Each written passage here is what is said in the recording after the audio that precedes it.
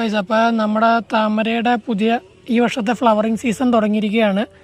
അപ്പോൾ ഇതുപോലെ എല്ലാവരുടെയും വീട്ടിലൊക്കെ താമരകളുണ്ടെന്ന് ഞാൻ പ്രതീക്ഷിക്കുന്നു. ഇതുപോലെ നിൽക്കുന്ന താമര ചെടികൾ പൂവൊന്നുമില്ല, എല്ലാം 2-3 മാത്രമായിട്ട് നിൽക്കുവാണ്.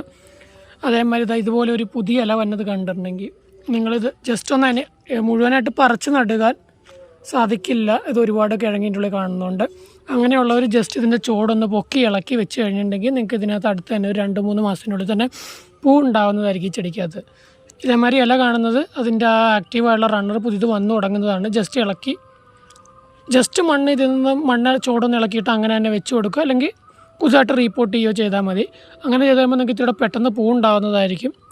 ഇതിപ്പോൾ ഇതിൻ്റെ ഡോർമെൻറ്റ് കഴിഞ്ഞ് വരുന്നതാണ്. ഇനി ഇതിൻ്റെ ഒരു സെപ്റ്റംബർ ഒക്ടോബർ അവസാനം വരെ ഇതിനകത്ത് പൂ ഉണ്ടാകുന്നതാണ്. അപ്പോൾ ഇതെല്ലാവർക്കും വേണ്ടിയിട്ട് റീപ്പോർട്ട് ചെയ്യേണ്ട സമയമാണ്. ചെയ്യാൻ എന്താ, നമ്മളിവിടെ കഴിഞ്ഞ ആഴ്ച റിപ്പോർട്ട് ചെയ്തൊരു യെല്ലോ പിയോണിയുടെ തൈയാണ് ഈ കാണുന്നത്.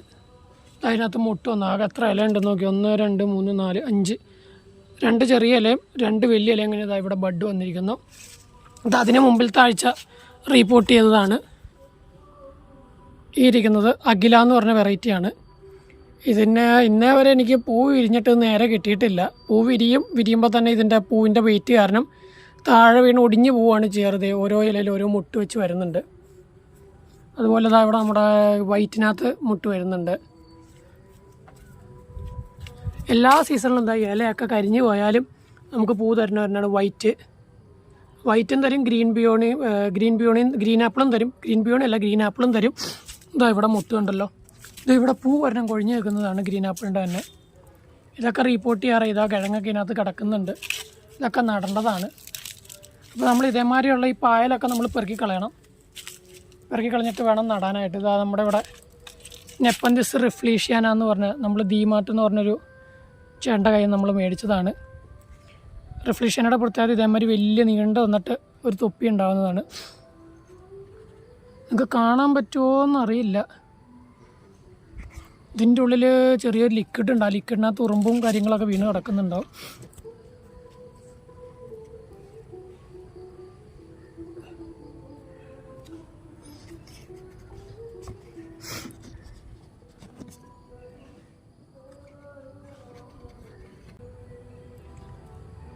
അതാണ് ആ ലിക്വിഡ് നിങ്ങൾ അനങ്ങുന്ന കാണുന്നുണ്ടെന്ന് ഞാൻ കരുതുന്നു. അതിൻ്റെ ഉള്ളിൽ ലിക്വിഡ് ഇതാണ് നമ്മുടെ റിഫ്ലീഷ്യാന.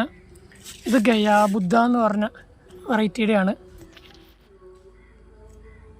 ഇതിൻ്റെ ആ കളറും ഒക്കെ നല്ല ഇടിവെട്ട് ചുവപ്പ് കളറാണ്. ഇത് വീനസ് ഫ്ലൈ ട്രാപ്പ്. ഇതാണ് നമ്മൾ ഈ കൊച്ചു പിള്ളേരുടെ പുസ്തകങ്ങളിലൊക്കെ കണ്ടിരിക്കുന്ന തൊട്ട് കഴിയുമ്പോൾ അടയുന്ന ട്രാപ്പുള്ള. ഇത് അടയില്ല, ഇത് വെയർവൂൾഫ് എന്ന് പറഞ്ഞൊരു ഹൈബ്രിഡാണ്. അതിൻ്റെയാണിത്. ഇത് മിറാബിലിസ് ഇൻഡു റഫ്ലീഷ്യാന എന്ന് പറഞ്ഞൊരു ഇതിൻ്റെ ഹൈബ്രിഡാണ്. ഇത് ഫുൾ റെഡാവും.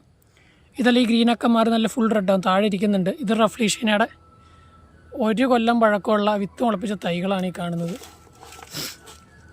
ഇത് നമ്മുടെ റിഫ്ലീഷ്യാന ഒരു ഹൈബ്രിഡിൻ്റെ, റിഫ്ലീഷ്യാനയുടെ തന്നെ ഒരു ഹൈബ്രിഡ്, ക്രോസ് ഹൈബ്രിഡിൻ്റെ വരുന്നതാണ് ഇതെല്ലാം. ഇതിനെല്ലാം നമ്മൾ നോർമലി നെപ്പന്തിസിനെല്ലാം ഏഷ്യൻ പിച്ചർ പ്ലാന്റ് എന്നാണ് പറയുക. ഇത് നമ്മൾ അമേരിക്കൻ പിച്ചർ പ്ലാന്റ് എന്ന് പറയുന്ന സാധനമാണ്. സ്കാർലറ്റ് ബെല്ലെന്ന് പറയും. അതിൻ്റെയാണിത്.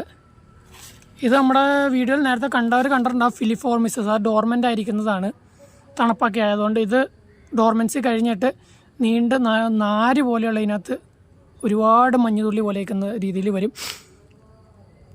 ഇത് നമ്മുടെ ഡ്രോസറ സെർപ്പൻസിൻ്റെയാണ്. ചിലപ്പോൾ ഇതിനകത്ത് അടുത്ത് തന്നെ പൂ ഉണ്ടാകുന്നതായിരിക്കും. ഇത് സാർസീനിയയുടെ തന്നെ വേറൊരു ഇതാണ് നമ്മുടെ പിങ്കിക്കുലാറ്റ എസ്ചെറീസിയാന എന്ന് പറഞ്ഞതിൻ്റെ ഇതാണ്. ഇതിൻ്റെ ഇലയിൽ നിന്ന് തന്നെ നമുക്ക് തൈകൾ ഉണ്ടാക്കിയെടുക്കാവുന്നതാണ്. ക്ലിയർ ആവുന്നുണ്ടോ എന്നറിയില്ല. അതിൻ്റെ താഴെ വേറൊരു തൈ വരുന്നതാണ് ഒരു ഇലയിൽ നിന്ന്. 1 അല്ല 2 തൈ ഉണ്ട് അതിൻ്റെ ഉള്ളിൽ. കാര്യം ഒന്ന് താഴെ ഒരെണ്ണം, അതിനെ നീങ്ങിയ ഒരു ഇലയുടെ അടിയിൽ ഒരെണ്ണം. ഇത് നമുക്ക് സോനു സായി എന്ന് പറഞ്ഞൊരു സുഹൃത്ത് നമുക്ക് ഇതിൻ്റെ വിത്ത് തന്നതാണ്. സാർസീനിയ ഗോൾഡി ഫ്ലാവയുടെ വിത്ത് തന്നതാണ് ഈ കാണുന്നത്. നല്ല മഞ്ഞ കളറിലത് വരുന്നതായിരിക്കും. നമ്മൾ നേരത്തെ നമ്മുടെ വീഡിയോയിൽ ഇട്ടിട്ടുണ്ടായിരുന്നു ഒരെണ്ണം. ഇതത് സ്പ്ലിറ്റ് ആയതാണ്. ഒരു ചെടി ഇപ്പുറ സൈഡും അതിൻ്റെ തന്നെ രണ്ടാമത്തെ ചെടി ഈ സൈഡിൽ മുളച്ചിരിക്കുന്നതാണ്. ഇത് പിങ്ക് ക്ലാറ്റ സെത്തോസ് എന്ന് പറഞ്ഞതിൻ്റെയാണ്. ഇത് റെഡ് കളറാവും.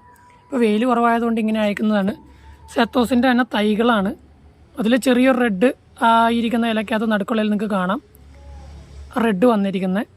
നല്ലപോലെ റോസ് കളറാവുന്നതായിരിക്കും അത്. ഇത് നമ്മുടെ ഡ്രോസറ ടോക്കൻസസിൻ്റെ ചെടിയാണ്. നല്ല പച്ച കളറാണ്. ഇതാണ് അതിൻ്റെ ഇത് പ്രാണിയെ പിടിച്ചതാണ്. ഈ കറുത്തതായിട്ട് കാണുന്നത് ഞാൻ സൂം ചെയ്ത് കാണിച്ചു തരാം. ഈ കറുത്ത് കാണുന്ന പ്രാണിയെ പിടിച്ചിരിക്കുന്നതാണ്. അതാ വെള്ളത്തുള്ളി പോലെ കാണുന്ന പശയാണ്. അതിലിരിക്കുന്ന പ്രാണി ഒട്ടുകയാണ് ചെയ്യുക. അത് നിങ്ങൾക്ക് കാണിച്ചു തരാം.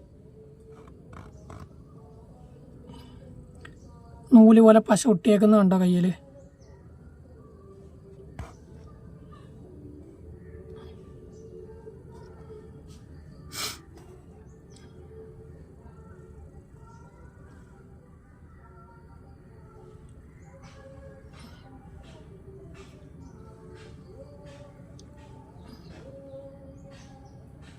കൈ ഒട്ടിയേക്കുന്നുണ്ടോ? നൂല് പോലെ വരുന്ന ഈ പശയാണ്. ഇവിടെ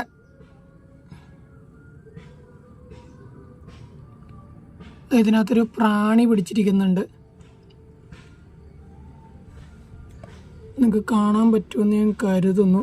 ഒരു ഈച്ച അതിൽ വന്ന് ഒട്ടിയിരിക്കുന്നതാണ്. ഇതിൻ്റെ നടുക്ക് വശത്ത് വന്നു കഴിഞ്ഞാൽ അത് ഒട്ടിയിട്ടുണ്ടെങ്കിൽ ഇത് വന്നതിനെ ആ പശയുള്ള മുഴുവൻ അതിനെ ചുറ്റി ആവരണം ചെയ്ത് അതിനെ കഴിക്കുന്നതായിരിക്കും.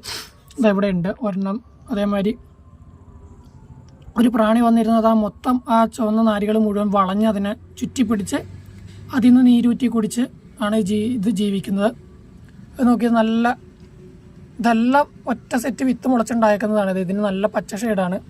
ഇതിൻ്റെ തൊട്ടടുത്തിരിക്കുന്ന സെയിം സ്ഥലത്ത് സെയിം ഇതിൽ തന്നെ വിത്ത് മുളച്ചുണ്ടായിരിക്കുന്നതാണ്. നല്ല ചുവന്ന കളർ. ഇതും അതെ, അത്യാവശ്യം ചെറിയ ചുവപ്പ് കുറവാണ്. നല്ല പച്ച, നല്ല ഭംഗിയല്ലേ ഇത് കാണാം. ഇതാണ് ഡ്രോസറ ടോക്കൻസസിൻ്റെയാണിത്.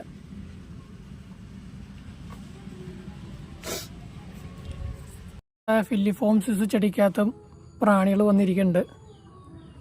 സാധാരണ ഇതിനകത്ത് ഒരുപാട് കൊതുകുകളാണ് വന്നിരിക്കുന്നത്. അതേപോലെ ചെറിയ ഈച്ച വന്നിരിപ്പുണ്ട്.